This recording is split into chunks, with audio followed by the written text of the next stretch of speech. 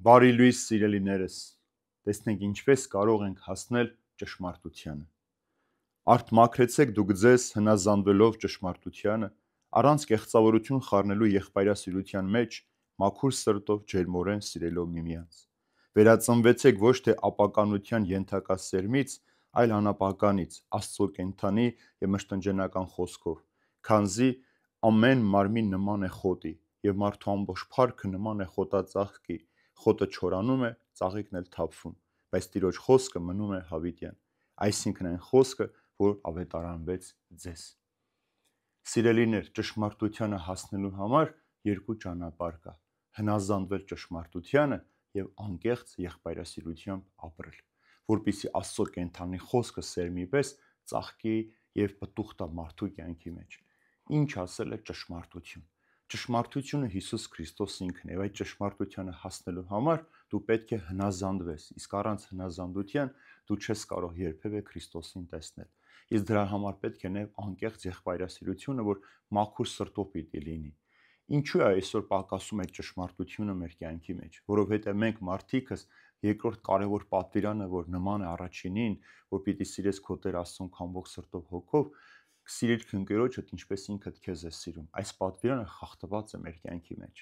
Մենք իբրև քրիստոնյաներ այսօր այդպես չենք վարվում, մենք չենք սիրում մեր դիմացի մարդուն այնպես, ինչպես ինքներս մեզ կսիրեինք։ Եթե մենք կարողանանք այս ճշմարիտ եղբայրասիրությամբ ապրել այս երկրավոր կյանքի ընթացքում, Տիրոջ ճշմարտությունը ամբողջությամբ հաղթանակ կտա մեր այս աշխարհի մեջ, եւ Տիրոջ ներկայությամբ մենք անգամ ֆիզիկապես կարող ենք զգալ։ Բայց քանի որ մենք կեղծավորություն ենք խառնում այս ամենի մեջ, նշանակում է, որ մենք երեսպաշտությամբ ենք ապրում, միայն արտաքին կողմը ձևականությունն ենք պահում, ցույց տալով, որ մենք եղբայրասեր ենք, իրար կարող ենք դիմել սիրելիս, հարգելիս, գնահատելիս, բայց երբեք այդ խոսքերի մեջ ջերմություն չունի։ Բայց տեսեք, այստեղ առաքյալն ասում է, անպայման ջերմություն խառնեք եղբայրասիրության մեջ, եւ ոչ թե ապականացու սերմից պետք է վերածնենք, այսինքն այս աշխարհի խոսքից, այլ անապական սերմից, որ Աստծո խոսքն է, որպեսզի երբ որ ծաղիկը թառամ, այսինքն խոտի պես մեր կյանքը ոչնչանա, որ մենք պետք է մահանանք, գնանք այս արիջ մեռնենք, մեր հոգին չթառամի ու չթափվի, եւ այդ Աստծո խոսքով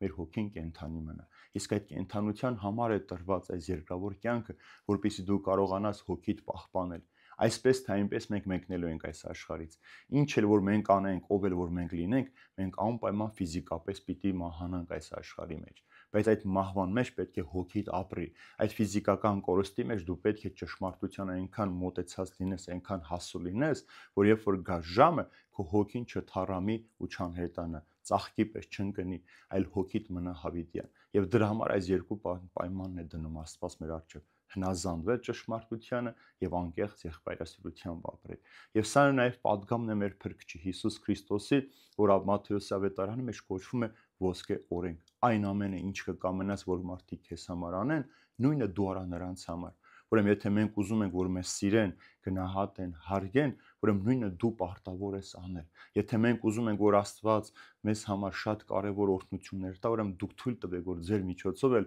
այդ օրհնությունները հասնեն մարդկանց, ովքեր զրկված են այդ ամենից։ Եթե դուք ուզում եք, որ մարդիկ ձեզ անկեղծ սիրեն, առաջինը դուք անկեղծ սիրեք։ Առաջինը դուք բացեք ձեր սիրտը մարդկանց համար, որպեսզի մարդիկ ձեր կյանքերի մեջ այդ ճշմարտությունը տեսնեն, այդ անկեղծ եղբայրասիրությունը տեսնեն եւ ծնվեն, վերածնվեն անապական խոսքից եւ դառնան Աստծո որդիներ։